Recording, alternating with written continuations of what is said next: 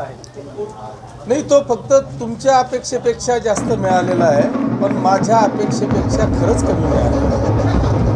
मला पाचोरा आणि भडगाव मतदारसंघातल्या तमाम जनतेवर प्रचंड असा आत्मविश्वास आहे की या पाचोरा शहराने गेल्या 25 वर्षात असे अनेक आले, पण त्यांनी या सगळ्यांचा दबाव झुगारत, यांचे सगळ्यांचे आमिष झुगारत शिवसेना आणि शिवसेनेच्या परिवारावर प्रचंड असं प्रेम केलं आहे आणि त्याचं द्योतक आपल्याला आज पाहायला मिळालं.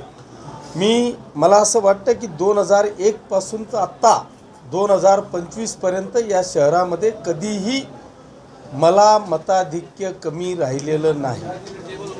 आज तर इतिहास झाला की आज या पाचोरा आणि भडगाव शहरातल्या जनतेने मी स्वतः आजपर्यंत माझं स्वतःचं रेकॉर्ड ब्रेक करत आलो. मी पहिल्यांदा या जनतेने मला विधानसभेला 28,000चं मताधिक्य दिलं. मीच माझं रेकॉर्ड तोडलं आणि 40,000चं मताधिक्य मला दिलं. या शहराने मला विधानसभेला 10,000चं मताधिक्य दिलं. पण आज माझ्या पत्नीला मानावं लागेल, माझं रेकॉर्ड तिने ब्रेक केलं आणि पाचोरा शहरामध्ये मला 10,000चं मताधिक्य मिळालं होतं. तिने 12,000 मत घेऊन या ठिकाणी विजय प्राप्त केला. हा खरा म्हणजे एक इतिहास या ठिकाणी झालेला आहे. त्याच्यामुळे पाचोरा आणि भडगाव शहरातल्या तमाम जनतेचे मी मनापासून आभार मानत असतानाच माझा हा पाचोरा आणि भडगाव शहरातल्या जनतेला आजचा हा विजय त्यांना समर्पित करतो. आप्पा, खरं तर आपल्याला चारही बाजूने त्या ठिकाणी भाजपने घेरण्याचा प्रयत्न केला होता, मात्र निराशाजनक त्या ठिकाणी त्यांना यश मिळालेलं आहे. मला आत्मविश्वास होता. मला नेत्यांशी कोणाशीच काही घेणं देणं नाही. जर का माझ्या मतदारसंघातली जनता माझ्या पाठीशी इतकी खंबीरपणे कायमस्वरूपी उभी असेल तर कितीही नेते येऊन गेले तर त्यांना मी डगमगत नाही.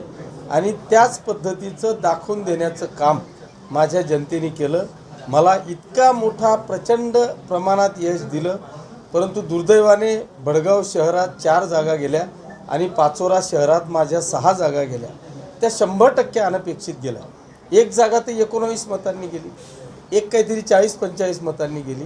जो काय पराभव झाला त्या पराभवाला डायरेक्ट नाकारलं जनतेने असं अजिबात झालं नाही. कुठेतरी निसटता पराभव माझ्या पाचोरा शहरात आणि भडगाव शहरामध्ये झाला. माझ्या मते 100% जागा खालच्या पण आणि वरच्या पण ह्या निवडून आलेल्या आहेत असं मी समजतो.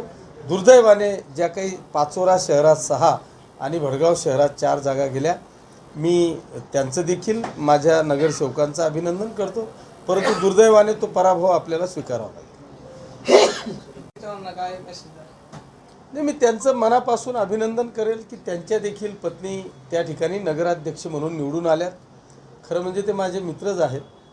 इलेक्शनमध्ये या सगळ्या गोष्टी चालू असतात. ते इथं आले, त्यांनी त्यांच्या पक्षाचं काम केलं आणि मी माझ्या पक्षाचं काम केलं. जनतेने मला स्वीकारलं. मी जनतेचं मनापासून अभिनंदन करतो. मंगेश दादांचं देखील त्या ठिकाणी त्या ताई भारतीय जनता पक्षाच्या नगराध्यक्ष म्हणून निवडून आल्या, त्यांचं देखील मी मनापासून अभिनंदन करतो.